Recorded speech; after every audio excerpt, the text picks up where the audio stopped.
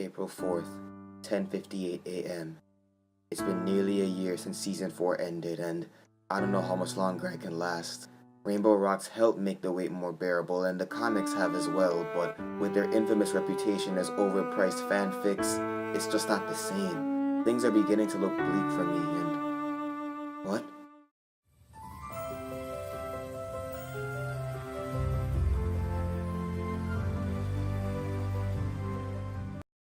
It's here! Season 5 begins with the main six finding a mysterious map that uses their cutie marks to lead them to a village, led by a unicorn named Starlight Glimmer, where everyone has the same cutie mark, and it's up to them to find out why. The major thing I enjoyed about this episode was the pacing. When I think of all the two-parters in the series, this one included, I think that this one had the most even progression.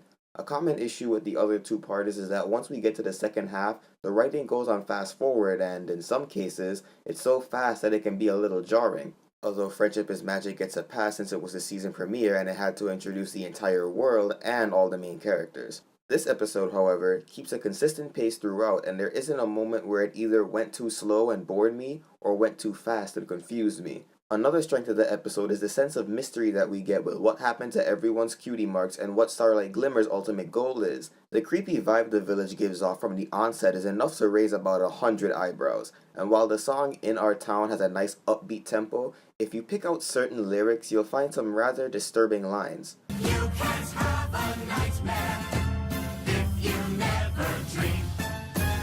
Well, that's dark. Part 1 keeps dropping little breadcrumbs for you to follow until all is finally revealed at the end, and Part 2 keeps you interested by showing how the main six try to stop Starlight. It keeps you hooked from beginning to end and makes for a very satisfying story. The standout character of this episode was definitely Starlight Glimmer. I'm glad that the writers decided to make our next major villain just a regular pony. Considering the previous looks of all the villains, I thought DHX would try to top T-Rex with a character that was even more over the top than he was, but instead they went back to basics, a decision that I wholeheartedly support. I've seen a lot of people say that she's a ripoff of Amon from Legend of Korra, but I have to disagree with this. First off, while Amon and Starlight have similar goals, the actions they take to achieve them are vastly different.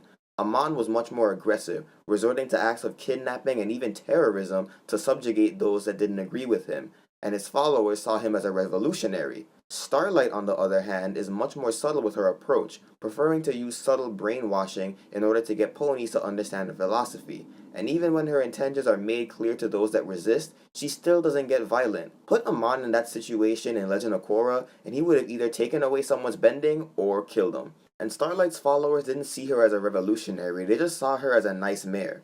Lastly, Amon isn't the first character with the whole we all should be equal motivation, and Starlight ain't gonna be the last. End of story. Going back to Starlight's brainwashing, I really enjoyed seeing how the other villagers were gradually convinced to join her.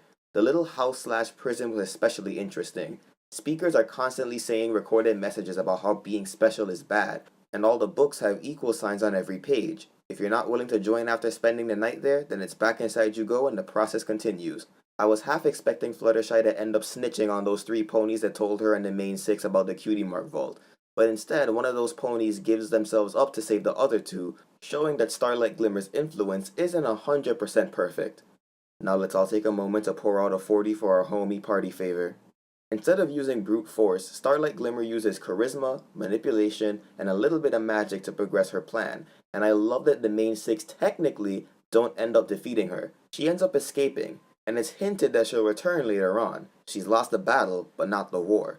Combine Starlight's possible return with the recurring theme of the friendship map, and we've got a great season opener. I'm definitely looking forward to the rest of the season, and I'm really hoping to see more of the map and the return of Starlight Glimmer, assuming that she does return. And she better. So, what did you think of the Season 5 premiere? Let me know in the comments below or hit me up on Tumblr, and consider supporting me on PayPal through art commissions or donations. Until next time, keep it sketchy, folks.